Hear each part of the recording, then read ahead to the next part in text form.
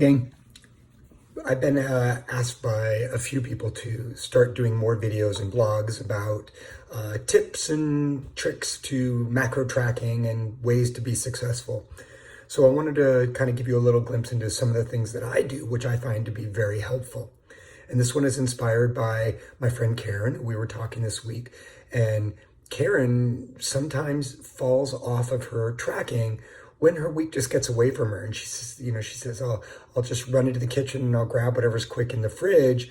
And it just sort of throws off her tracking. And so we started talking about pre-planning. When you know, like if you fill out your calendar so you know what your week is going to look like, you can do the same thing when it comes to macro tracking. And it doesn't have to be difficult and it doesn't have to be super technical. So one of my favorite things to do is my breakfast prep. I'm a favorite person of things like jars and putting things in jars and just knowing that every morning I could just pick it up and I know exactly what it is and it's already in my macro tracking. So I'm going to turn the camera around. So here's a quick snapshot of my breakfast prep. And breakfast prep, I like to do oatmeal. And we talked about, sure, you could just do the same thing every day, but there's going to be a point where even I, who like routine, might say, I want something a little different. So a couple of tips on how to make things a little different. You see, I've got my scale here and I'm really super specific about my measurements. And I love jars. These are just simple jam jars that once they were used up, I washed them out, took the labels off, and I've got jam jars. And they're all exactly the same size, but that doesn't have to be. In my house, I like uniformity.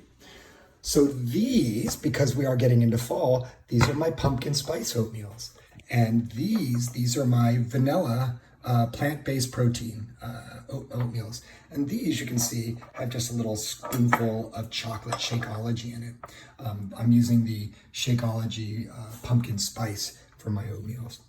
I also use things like ginger, chopped ginger, and I use chopped walnuts, and I've got chia seeds in there, and I've got a little bit of flax, and I use a plant-based milk. But so you can see that I filled these up. I've got about 10 of them. So it's just as easy as being able to put the lid on top and give it a little shake. Now I've got 10 breakfasts. That's 10 days that I don't have to worry about it. So the half an hour that it took me to put these together means that I've got 10 days of tracking that I literally could enter in right now and have my breakfast done for the next 10 days. That's success in macro tracking, is planning ahead, creating a little bit of variety, but it doesn't have to be overcomplicated. So hopefully that's a quick tip that helps you guys.